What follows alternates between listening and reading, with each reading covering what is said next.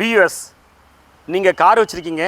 உங்கள் காரில் உங்கள் ஃபியூவல் டேங்க்கில் எவ்வளோ பெட்ரோல் ஆர் டீசல் அளவு எவ்வளோ இருக்குங்கிறது உங்களோட இன்ஸ்ட்ருமெண்ட் கிளஸ்டர் காட்ட மாட்டேங்குது அப்படிங்கிற கம்ப்ளைண்ட் உங்களுக்கு இருக்குன்னா அந்த ப்ராப்ளத்தை எப்படி சால்வ் பண்ணுறது அப்படிங்கிறத இந்த வீடியோவில் பார்க்க போகிறோம். இந்த ஃபியூவல் கேஜ் பிளிங்க் ஆகுது, ஃபியூவலோட அளவு காட்ட மாட்டேங்குது. இதுதான் கஸ்டமரோட கம்ப்ளைண்ட். இன்ஸ்ட்ருமெண்ட் கிளஸ்டரோட ஃபியூவலோட அளவு காட்டுறதுல நிறைய டைப் இருக்குது. அதாவது 2 கேட்டகரியாக பிரிக்கலாம். ஒன்று டிஜிட்டலி காட்டும், இன்னொன்று அனலாகில் காட்டும். இப்போ இது வந்து பார்த்தீங்கன்னா அனலாக், சரிங்களா? இப்போ இது மாதிரி நமக்கு சரியான அளவு காட்ட மாட்டேங்குது, அளவே தெரிய மாட்டேங்குது அப்படின்னா அதை எப்படி சால்வ் பண்ணுறதுங்கிறது இப்போ தான் இந்த வீடியோவில் பார்க்க போகிறோம்.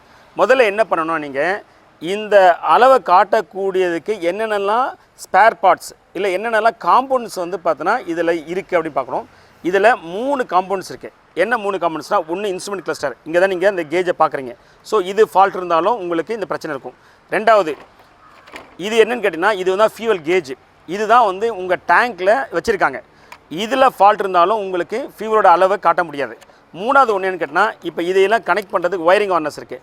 இதில் ஃபால்ட் இருந்தாலும் உங்களுக்கு ஃபியூவலோட அளவு காட்டாது, சரிங்களா? இப்போ உங்களுக்கு ஒரு புரிஞ்சிருச்சா? இப்போ நான் என்ன பண்ண போகிறேன்னா, இதனோட ஒர்க்கிங் பிரின்சிபலை உங்களுக்கு சொல்லி தரப்போகிறேன், சரியா? முதல்ல இதை சொல்கிறேன். இந்த ஃபியூவல் கேஜ் எதில் இருக்குது? டேங்க்கில் இருக்குது. இந்த ஃபியூவல் கேஜ் என்ன பண்ணும் அப்படின்னா, இந்த நீங்கள் டீசல் ஊற்றிருக்கீங்கன்னா இந்த டீசல் என்ன பண்ணணும்னா இதை லிஃப்ட் பண்ணும். அப்போ இது பேர் ஃப்ளோட்டு, லிஃப்ட் பண்ணும். இதுதான் மெக்கானிக்கல் எனர்ஜி. இந்த மெக்கானிக்கல் எனர்ஜியை எலக்ட்ரானிக் சிக்னலாக கன்வெர்ட் பண்ணுறது தான் இந்த கேஜ். அந்த எலக்ட்ரானிக் சிக்னல்ஸ் வந்து இந்த டெர்மினல் வழியாக வரும், சரியா? அடுத்தது இதனோட வேலை என்னென்னா, இப்போ இது வந்து எலக்ட்ரானிக் சிக்னலை தான் கொடுக்கும். இந்த எலக்ட்ரானிக் சிக்னலை நம்மளால் கண்ணில் பார்க்க முடியாது. அதை வச்சு நீங்கள் கேஜோட அளவு, டீசல் டேங்கோட அளவு பார்க்க முடியாது.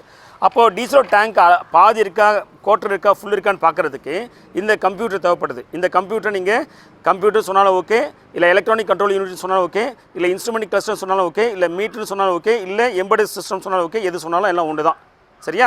ஸோ இப்போ இந்த மீட்டர் என்ன பண்ணுன்னா, இதிலேருந்து வந்த எலக்ட்ரானிக் சிக்னலை நமக்கு, அதாவது ஹியூமன் பார்க்கக்கூடிய, விசிபிளாக பார்க்கக்கூடிய டிஜிட்டல் சிக்னலாவோ இல்லை அனலாக் சிக்னலோ கன்வெர்ட் பண்ணி கொடுக்கறது தான் இந்த மீட்ரு.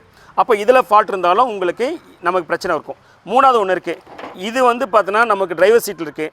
இது வந்து பார்த்தோன்னா உங்களுக்கு டேங்க்கில் இருக்குது. இது ரெண்டுத்தையும் கனெக்ட் பண்ணுறது பிரிட்ஜாக இருக்கிறது தான் இந்த ஒயரிங் ஹார்னஸ்.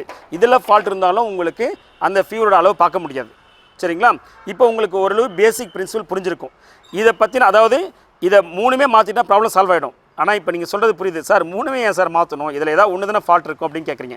அப்போது இதுதான் ஃபால்ட்டானு எப்படி டயக்னோஸ் பண்ணுறது, இல்லை இதுதான் ஃபால்ட்டானு எப்படி டயக்னோஸ் பண்ணுறது, இல்லை இதுதான் ஃபால்ட்டானு டயக்னோஸ் பண்ணுறது எப்படிங்கிறது அடுத்தடுத்த வீடியோவில் உங்களுக்கு போடுறேன், சரியா? நம்ம சேனலை இன்னும் நீங்கள் சப்ஸ்கிரைப் பண்ணால் ப்ளீஸ் சப்ஸ்கிரைப். தேங்க்யூ.